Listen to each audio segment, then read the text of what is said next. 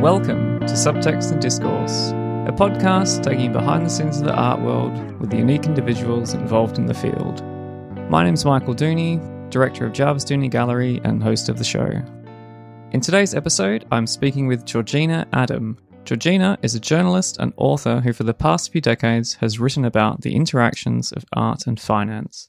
From 2000 until 2008, she was the art market editor of the art newspaper, where she is currently the editor-at-large. She's a contributor to the Financial Times Life and Art section, lectures at Sotheby's and Christie's Institutes in London, and is the author of 3 books: The Big Bucks, The Explosion of the Art Market in the 21st Century, Dark Side of the Boom, The Excesses of the Art Market in the 21st Century, and most recently, The Rise and Rise of the Private Art Museum.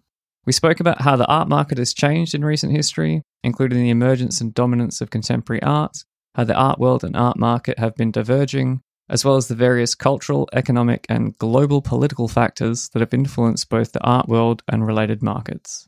We do speak a little bit about NFTs, so I should point out that our conversation was recorded in November 2021 when cryptocurrencies and NFTs were still at their peak.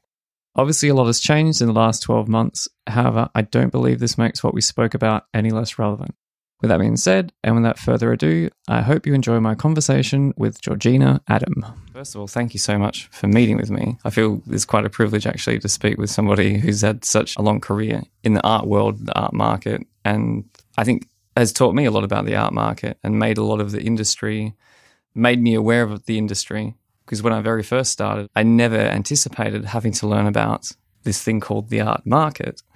And when you started in the 1990s, it was also a completely different environment. So after, I suppose, being in the field for 30 years now, how did it start out for you? Well, thank you very much for hosting me. I'm delighted to talk to you. It's true that the art market is a very different place today than it was when I started. And I think 30 years is possibly on the low estimate side. It's probably nearer 40 nowadays. Yeah. And I think the art market was a much less complex place than it is today. For a start, there were fewer art fairs, definitely fewer. And the art fairs that were still pretty fashionable were the ones that dealt in antiques, old master paintings and so on, which have very much, the prices have gone down a lot in that field, and they've just sort of faded from view. Whether it'll ever come back, particularly antiques, I just don't know. I don't think in my generation. Contemporary art was not the sort of thundering herd that it is today. I mean, contemporary art has absolutely taken over, and it certainly wasn't the case when I started out. And I think what I'm particularly seeing this century, and this is a really recent phenomenon, is a sort of parting of the ways between what art is conceived of, a blurring of its function, a blurring with luxury goods, and a parting of the ways between the art market and validation through museums. And you have artists now who are extremely expensive, who have no museum validation whatsoever. And this doesn't seem to stop anybody buying them. Yeah. And I think that's really interesting. I think the other thing is that when I started out, basically the art market was galleries and auction houses, and each of them stayed in their lane in a sense. Auction houses auctioned, and galleries did, well, primary and secondary. They sold art, they promoted their artists. Auction houses, of course, have now attempted to move as much as possible into that field. That's a recent thing, isn't it, with the auction houses? Not that recent. I mean, it goes back a good 10 years. Oh, yes. If you look at the private sales of auction houses, that's been going on for quite a long time. But also lending against art. And in fact, as I said in one of the books, Christie's doesn't even call itself an auction house. They call themselves the art business. But neither of them want to be perceived just as auction houses because they offer so many different things. And, of course, they sell directly to the client. And today, what I find really interesting is that you have this sort of fracturing of the art world. Obviously, you have fairs that came in and grew enormously. There's a bit of a question mark about art fairs since the pandemic, because a lot of them had to be cancelled, and then when they've come back, people are not travelling so much, so they tend to be a bit smaller and more domestically focused. But you also have initiatives, a sort of a parallel market growing up with other initiatives online, mainly. And then, of course, technology has had an enormous impact. And what we're seeing now is the impact of things like Instagram. So cutting out these traditional gatekeepers completely. Yeah. Going from the artist directly to the collector. And, of course, the dreaded NFTs, which has been the topic du jour for, this year, really, only this year, because they're making enormous prices. Yeah. But they're very linked to cryptocurrency. And finally, the other thing that I've noticed is this really increasing financialization, commodification of the market, commodification of art, which is now regarded as an asset class. And I have to say that as a baby boomer and coming from the traditional art world, I really regret the emphasis on money that we see today. Yeah. And when did you see that maybe starting? There was always the money. I mean, investment in art, if you go back to this famous La Peau de l'Ours, which dates from the early 20th century, and this was a group of people who invested in art and then resold it. And there has always been this feeling that art could be sold at a profit at some point. So it was always there. I don't think you could say this is new, but I think what is new is banks establishing art departments.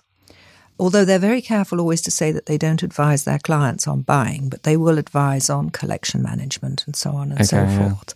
They're very careful to say they don't advise on buying because, of course, they don't want to be caught out. I think the rise of free ports is also connected with this because if you buy something purely as an investment, you want to put it somewhere safe until you bring it back out and resell it. I mean, the financialization, I think, is an accelerating trend, and I suppose this century.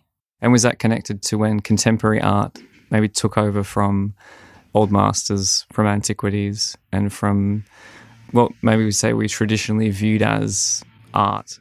That's an interesting point. I'd never actually thought about that. I think that just sort of it went in parallel with the growth of the market. And I think it's also connected with the fact that interest rates have been very low for a long time. And that therefore anybody who's got money, fund managers, family offices, have looked, A, to diversify their investments, but also to look at something where they could get growth. Yeah. And the top end of the market has seen growth. Of course, the overall market, because I think it's always important to emphasize there's not one art market. Yeah. There's lots of different ones.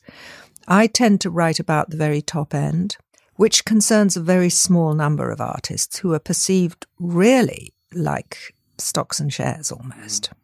And that end of the market, the very top works have done very well. And this is why there has been this interest.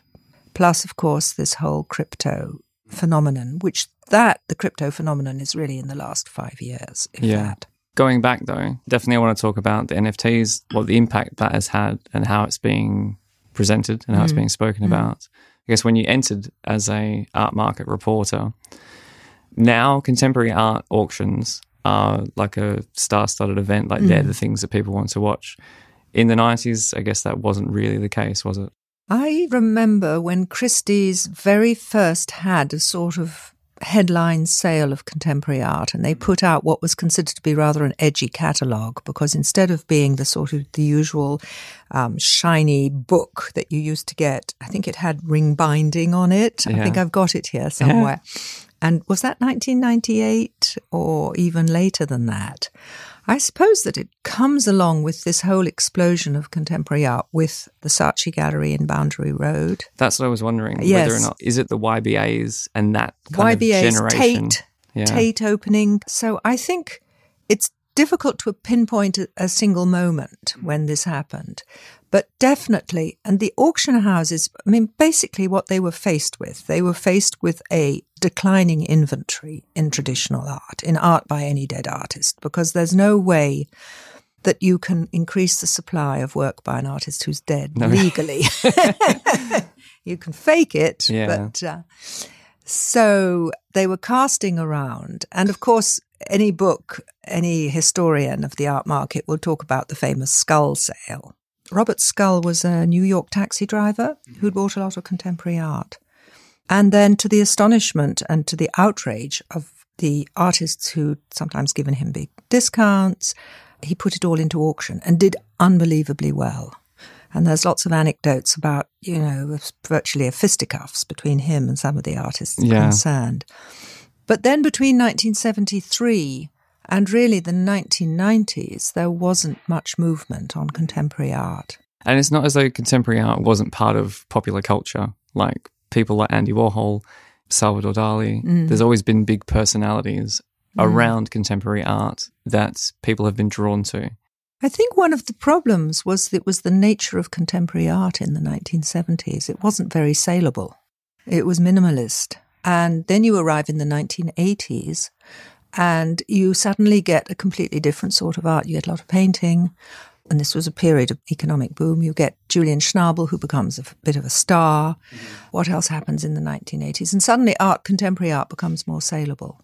But for the auction houses, and that is, of course, the visible end of the art market, really it's not until there wasn't exactly a light bulb moment. It was a sort of an accumulation of things. One was the auction houses realizing that if they were to grow their business, they had to do two things. First of all, they had to sell art where there was supply. And supply was not the case as far as, on the contrary, museums were buying the best old masters and impressionist works. So they had to look somewhere else. And then in 1998, you have François Pinault, who is a collector of contemporary art, who buys Christie's and certainly puts an impetus into it. So it's a gradual process. And the sort of art that was on offer became much more saleable as well. Yeah. And it just became more fashionable. Art began to creep much more into the public consciousness. More collectors emerged, driven a bit by François Pinault and others. Do you think as well then, I feel there is a kind of luxury market of art and people look at it more for its maybe clout value. But I was wondering before on the way over, like parallel to the art market and just in society at large, is the rise perhaps of contemporary art as a commodity also linked to wealth inequality, and that there's more people now, a growing number of people at the higher end of, let's say, the economic ladder, and they need things to spend their money on. Would that have also contributed perhaps to Christie's and to these other companies sort of pushing it in that direction that we need more things to buy? Because if we're running out of old art, we need new art to move around. So there's a lot to unpack in that question. But I think that you're almost at the absolute fundamental nugget that was so important, was that Christie's is a luxury goods company. Yeah. And I believe that the rise of the luxury goods is a phenomenon, which I'm a boomer, didn't really exist in the post-war period. Because I guess with fashion and everything, it wasn't really the same either, was it? No, there were a few companies like Hermès that were really catering to a very exclusive clientele, but this was the tiny proportion of people. And remember that a lot of the world was cut off. I mean, Russia was still under communism. China, don't even talk about it. I mean, the mid-20th century, China was undergoing the throes of the Cultural Revolution and the Great Leap Forward. So those are two huge, potentially collecting areas. And India, which is also huge, it's still mired to an extent in poverty, but it was certainly not involved. And the Middle East hadn't grown yet. So all of those potential markets didn't exist at the that's beginning. A good point. Think about that.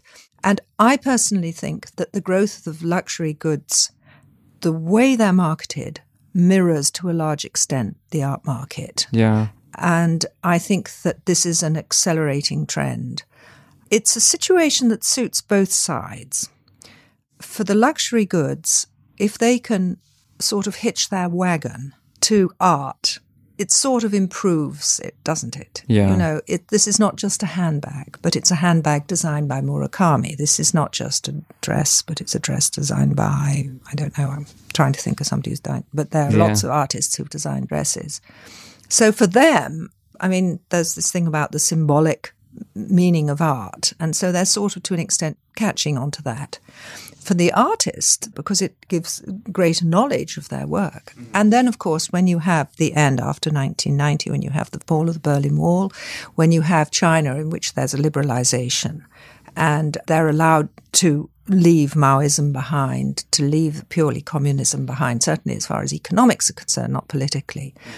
all of a sudden you have these huge populations that come into a market who are hungry to have prestige items to show their success. Yeah. So the luxury goods market fulfills that desire, this desire to show off.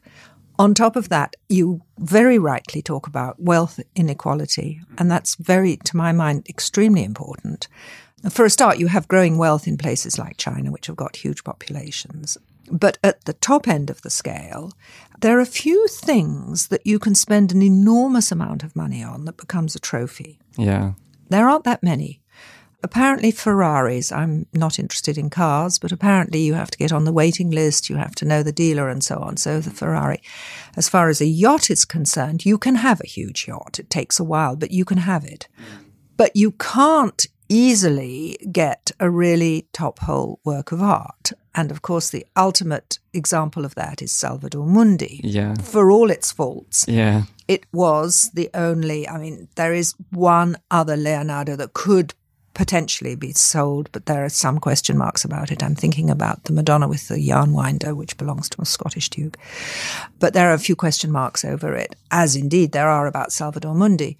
But that sort of shows that something that is totally unique can command a colossal price because it gives you these bragging rights. Yeah. It's a sort of billionaire's playground, isn't it? Yeah. And it's a way of signaling. I read somewhere, I didn't write this myself, I wish I had. It's sort of like having a check hanging on your wall, isn't it? You put up, for example, a Damien Hirst spot painting. It's recognizable. It gives you cred amongst those who come into your house. And it also says, I can spend £1 million or whatever. Yeah. Depending on, of course, spot paintings is possibly not a very good example because there's so many of them.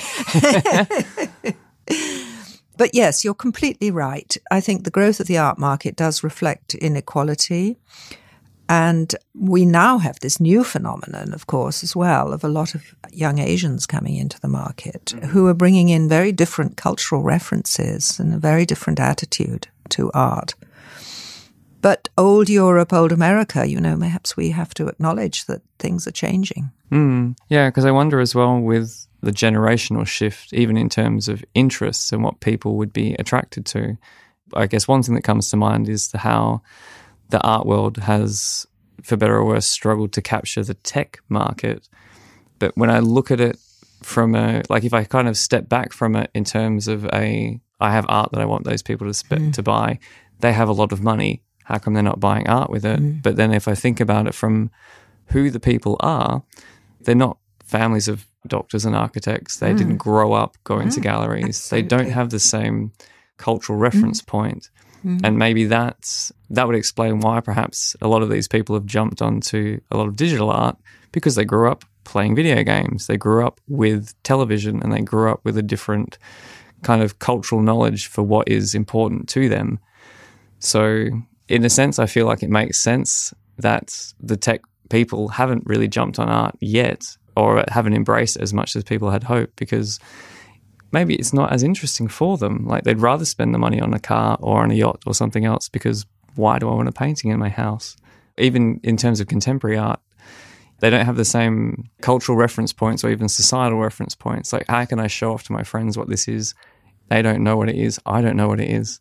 You don't have that same upbringing. And that's maybe shifting now a little bit as well with younger generations for what they're interested in.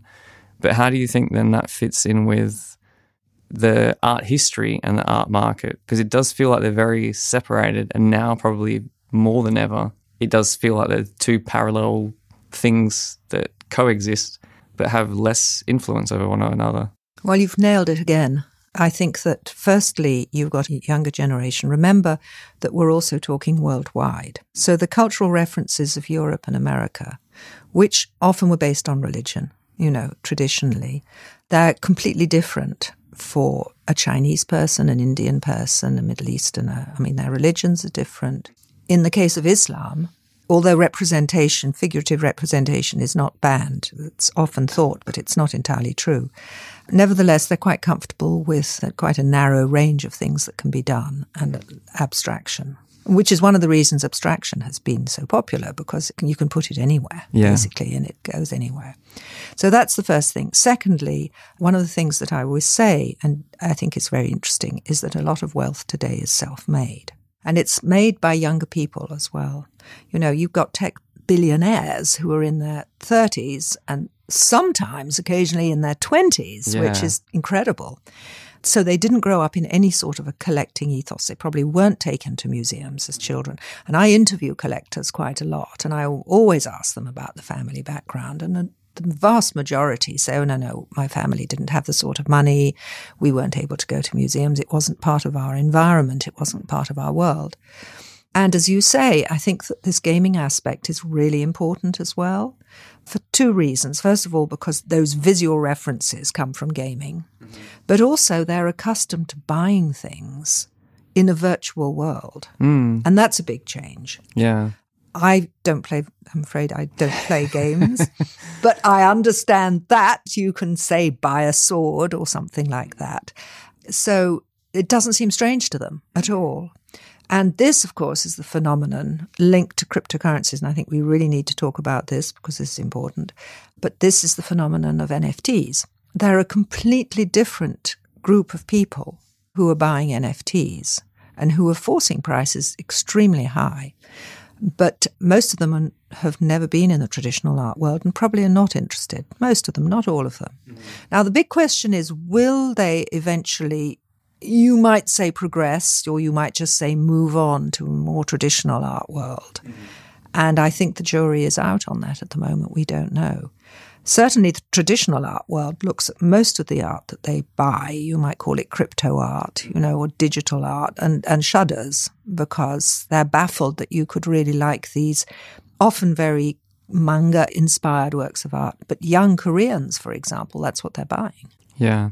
I think even for me, I guess as a child of the 80s and as a teenager in the 90s, like I can kind of see a lot of the different references, but at the same time, maybe having that interest in traditional art and even, from a contemporary standpoint, I really struggle to see what the long-term relevance of a lot of it is. And I think, I see it at the moment the same way that I would see any kind of collectible, like baseball cards or basketball cards or things that you would collect as a child.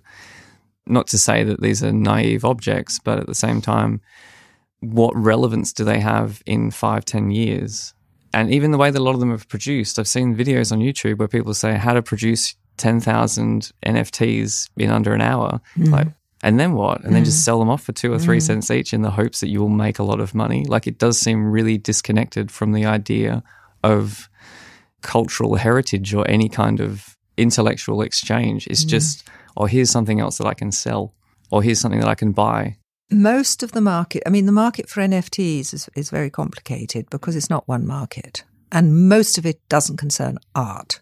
Most of it are collectibles and things like that. And the people who are buying it on the whole are just looking to make money. There's the GameStop phenomenon. With a very low investment, you can get into this and then you exit and make some money.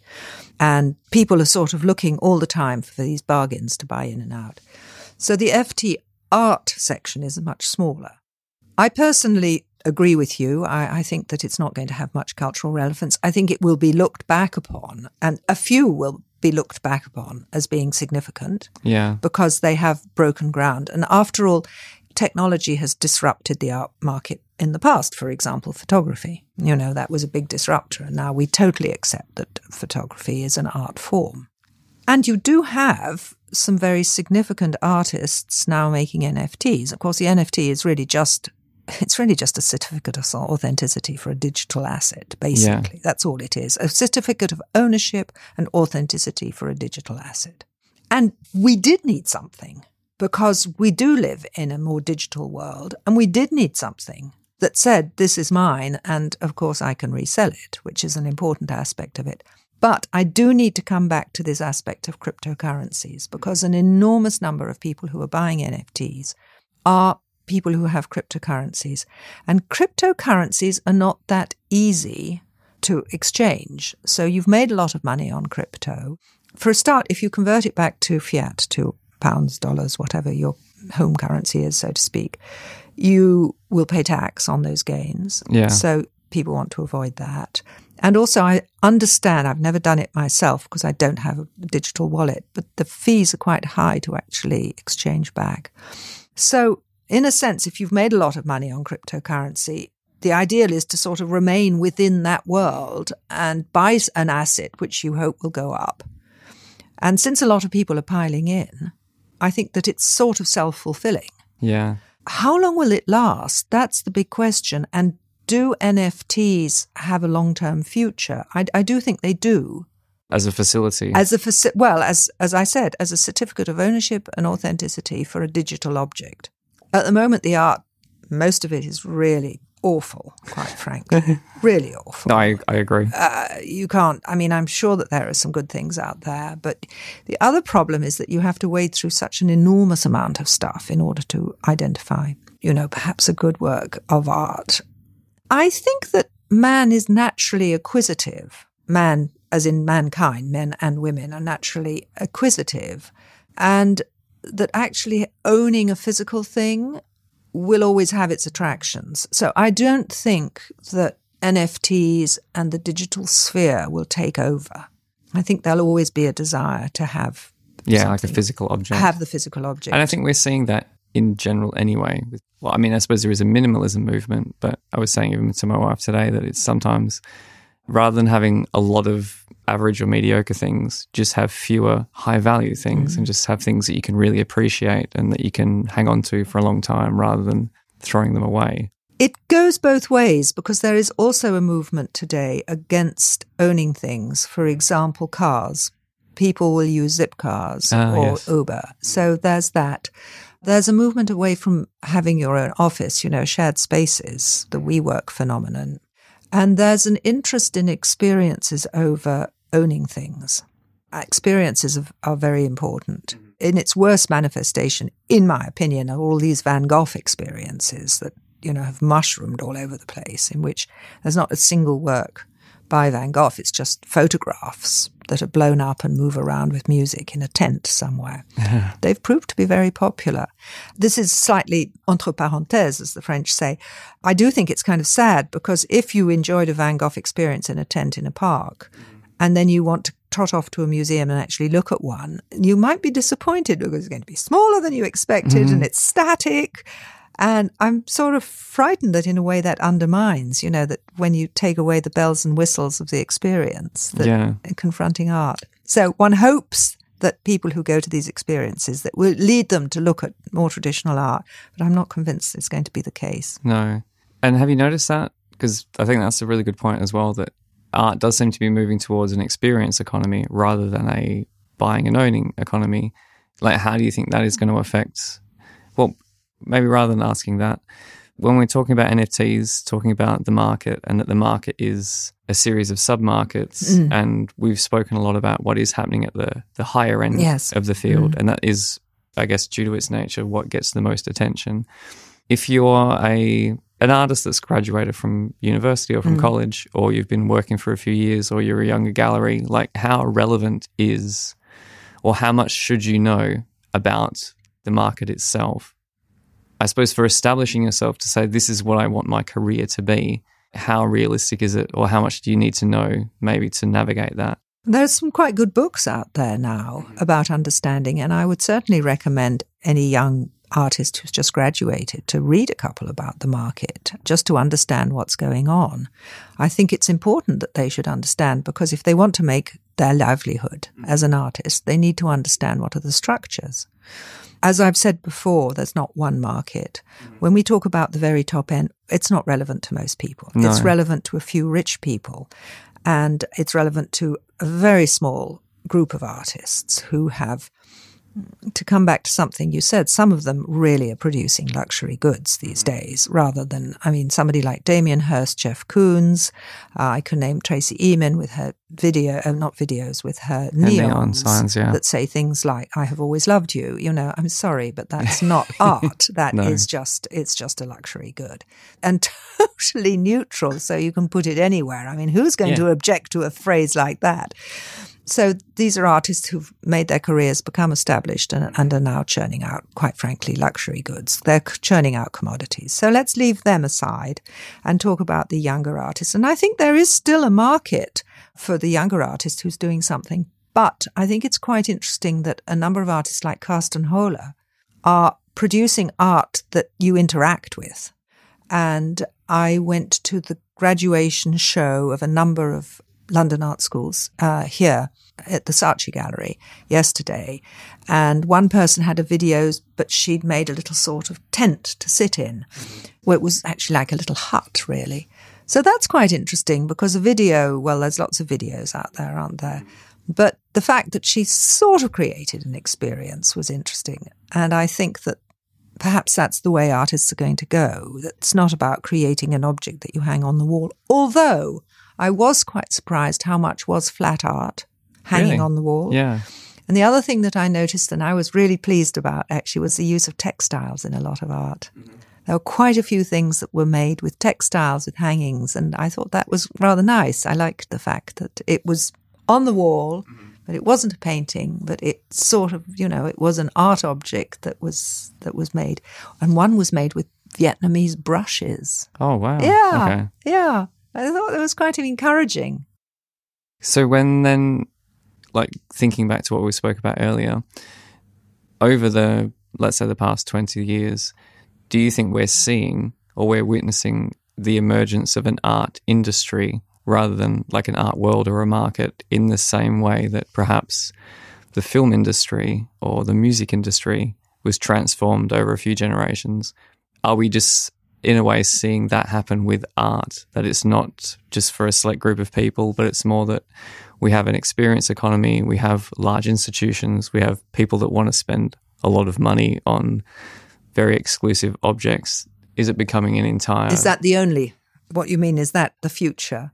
Yeah, only? Not necessarily only, but are we seeing, in a sense, maybe a corporatization of the art market and the art world due to like globalization and being able to serve an international marketplace? I think you're right and you're wrong in the sense that we are seeing that at the very top end. Mm-hmm. But it doesn't mean that it's going to eliminate everything else. I don't think so. Because nevertheless, the prices that people are going to be able to spend if they go to some of these, to, Gagosian, it's out of most people's. Yeah. So there's always going to be a need for an art market at a very much lower level, in the tens of thousands, possibly even under. Yeah. And I think that will survive because there will be demand. I think the problem, I'm not the first person to say that the big danger is really the mid-market. Yeah. The smaller galleries are fine because their overheads generally are very low. They can get talent because there are young artists. They just have to have a good nose for who is likely to do well. But those artists will need at some point to move up the food chain. Exactly. So they need somebody in the mid before, and those who really make it possibly move on to the very big boys. So I think you're right. I think at the top end there is this corporatization. I think that they're really not selling art anymore in a way. They're selling names, they're selling prestige, they're selling trophy objects, all the things we've discussed. But I think let's not forget that most artists, even if prospects are much better today than they were for artists, say, 40, 50 years ago, it's going to be tough for most of them. And not that many of them will be able to make their living. They'll have to teach or do something else as well in order to make a living. Yeah. As far as the art they produce is concerned, I went to this show yesterday and they're doing so many different things and it's so difficult to figure out, well, which one of these is going to be, I won't say Damien Hirst tomorrow because that's an insult in my language today, is going to be a successful artist. Yeah. I think also, and I think it's necessary to know, even if a young artist is not concerned, it's necessary to know that there is market manipulation and that there are artists who are made for the market, supported by the big galleries and the collectors who've already got their works. I mean, it's important to know that people borrow money against their art, that they will need to support that artist's prices in order to justify the loans they've taken out against that art. There's a whole world going on in there. And I think it's, even for a young artist, it's important to know what's going on. Yeah. I think that's where I was wondering, or what I mean by artists, at least to understand how the industry or how the marketplace is functioning. Yes. Because I know when I do small amounts of teaching to help artists get their foot in and understand how do I navigate this world, I think in the last UBS report, the art market was valued at sort of 50 billion globally. It was 60. For 2020? Oh, no, you're right. 50. Yes, it's gone down to 50. It dropped down to 50. Yes. So it always sort of hovers between 50 and 70. Yes, that's right. Which sounds like a lot of money. It's not that much. But relatively speaking, it's not really a great deal, is it? Because like Louis Vuitton is sort of 15, 17 billion. Absolutely. For one company. Yes. And this is the whole market. Yeah. Yes, and it's not grown that much either, which is an interesting aspect, because does that actually mean that despite this huge increase in wealth, the art market is not capturing much more of it? Of course, overall it hasn't grown. I mean, it went down obviously in pandemic year, but before that it was hovering between 70 and 60. But in 10 years it hasn't grown, which is very curious because fortunes have grown enormously in that time. So what does that mean? When you look at the composition of sales, taking out COVID year, what's happening is the top end has done very well, but the other haven't done as well. So you get the same figure but a different makeup, with the high-priced works being a higher proportion of that figure. But it's true, it's not a huge market, the art market. Yeah. I think that's also important for a lot of people to understand coming into the market, because when we're only ever exposed to record auction prices and I guess the wealth that surrounds that part of the industry, that is really only a tiny proportion of it. Or I guess in the terms of the number of people, it's only a small number of people, but they command still, like, the most. Yes, but they get all the heat and light just because I would have a hard time as a journalist selling to an editor a story about something that made £1,000, unless you've got a really good backstory that goes with it. Whereas, of course, something that sells for $450 million hits the headlines the world over and continues, actually. That's the gift that keeps on giving, because I'm still seeing articles. The front page of the art newspaper this month has got a Salvador Mundi story. Oh, really? It's yes. Still doing the rounds. The Prado's downgrading it.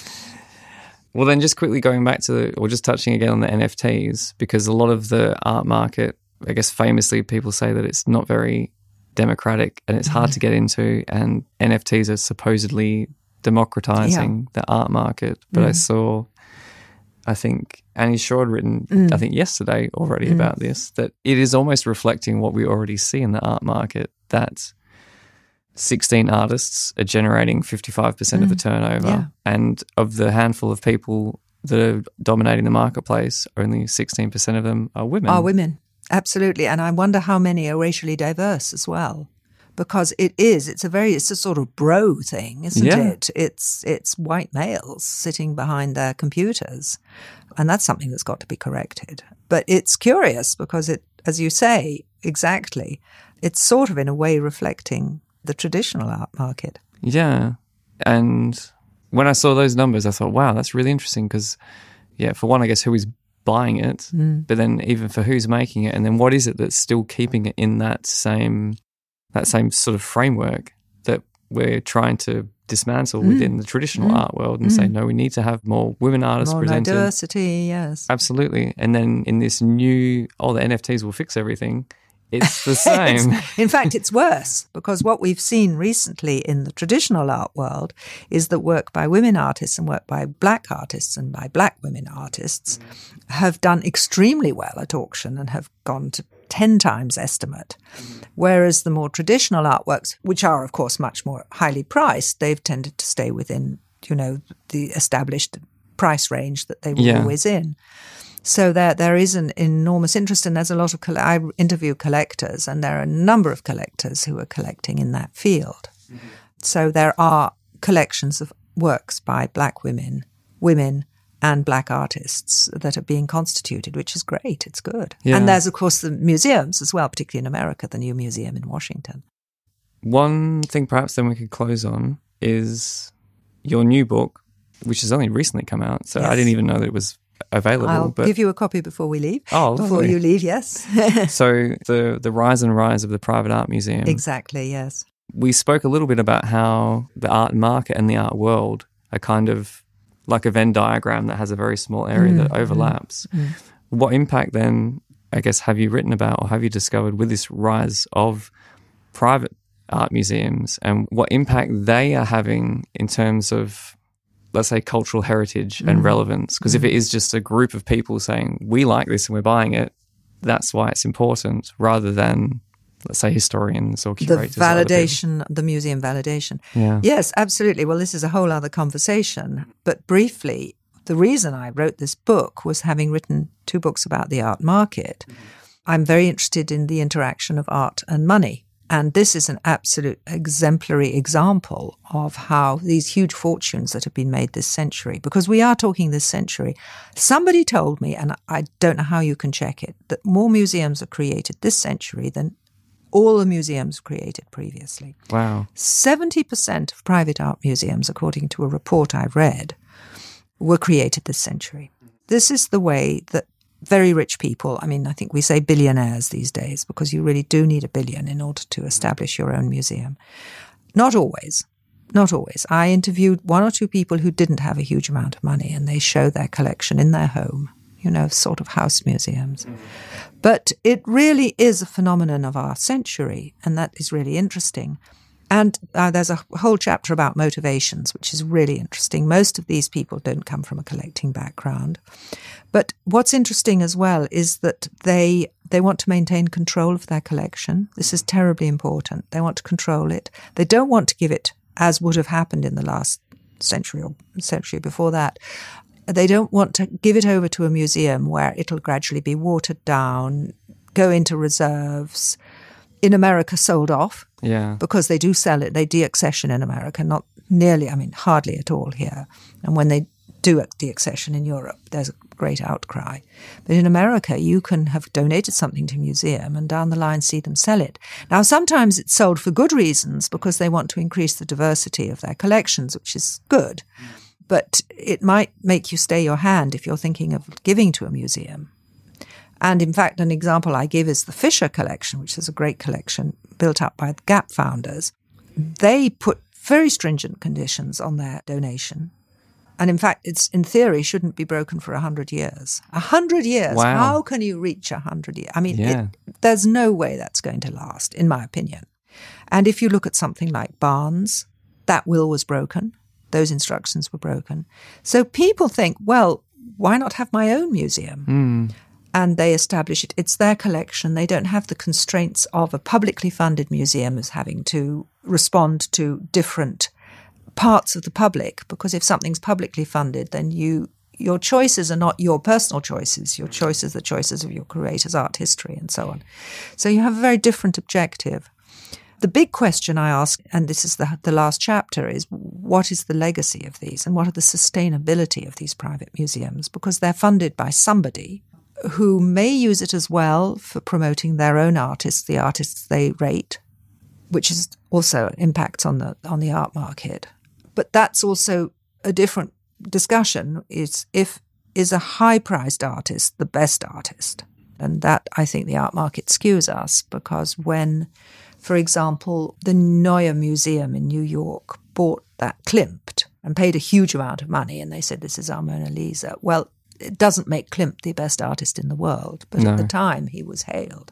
Anyway, to go back to private museums, I personally think that when the founder passes away, the private museum will have a struggle surviving, because the children or the successors, the heirs, whoever they are, may not want to pay the same amount of money to keep it going, because on the whole, they rarely cover their costs, even if you charge an entry fee, which a lot of them do. But they're expensive things to have and to run. who's going to do the buying? Because it's one thing for a collector to make his collection, but are you going to delegate it to an employee? That's not going to be the same thing at all. Even if you leave an endowment, as Eli Broad did, he left a huge endowment, he left 200 million. That's never going to cover buying at the level that he was buying at. So I think that a lot of these private museums are destined either to go somehow or other into some sort of public ownership because the state may need to step in, or just gradually to disappear. And in fact, a lot of private museums have disappeared. People don't realize this. But when I was writing the book and I was looking around, and that's, I give quite a few examples of museums that no longer exist. Oh, wow. Yeah, okay. I know. It's a surprise, isn't it? Yeah. I think I call the chapter Here Today, Gone Tomorrow. No, because I've seen it even in my short stint in the art world with my gallery. A lot of other galleries in the neighborhood that had opened and closed, even within 5 years. And why would a collection not be the same? That you've set up something and you think this is going to last for however long, and then you discover that it's actually a lot more work than you thought it was going to be. They're much more complicated to run than people think. In Africa, where a lot are being set up, you've got such basic things like, have you got electricity all the time? Can you keep the air conditioning on so to preserve the artworks? Such a small basic thing. People often don't think of that. People don't realize the costs involved creating, well, perhaps the collection exists, but maintaining a collection and maintaining the impetus.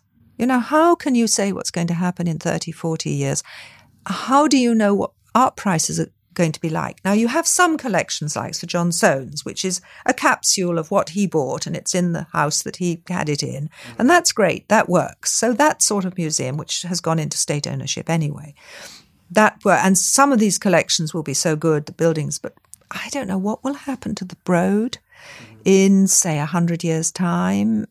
Will that still be relevant? And remember that contemporary art, because they're overwhelmingly always about contemporary art, is a fashion thing as well. In order to stay relevant, you've got to keep buying, because otherwise you're just a capsule of early 21st century art. Absolutely. Yeah, that's true. Well, we could keep talking for hours. I know, but I think we should cap it there. Yes, okay. It's been really lovely talking, Georgina. Thank you. Well, it's a pleasure. I think your questions and your reflections on the market are very profound. I'm very interested that you understand so much and that you've thought so much about this, because not everyone has. I hope you enjoyed my interview with Georgina Adam and the insights she shared about the contemporary art market. If you're curious to learn more, I'd encourage you to pick up one of her books on the subject and regularly read articles in the art newspaper. The $12 Million Stuffed Shark by Don Thompson is another book I'd recommend, which dispels a lot of myths about the art market and reveals a lot of how the industry functions. There is also a 2018 documentary directed by Nathaniel Kahn, who also directed My Architect, about his father Louis Kahn, called The Price of Everything, which treads the same top-end contemporary art market territory and shares similar insight. In the show notes, I've included links to some of the specific things we spoke about, together with where you can find Georgina Adam online. If you have any questions or feedback to what we discussed in today's episode of the podcast, you're welcome to reach out on social media or get in touch via email. Subtext and Discourse Art World Podcast is streaming on Apple Podcasts, Spotify, and every major podcast platform. If the insights shared in this and past episodes have taught you something, please leave a rating or review so others can also benefit from this knowledge. That's all for now. Thanks again for tuning in. My name's Michael Dooney, and you've been listening to Subtext and Discourse.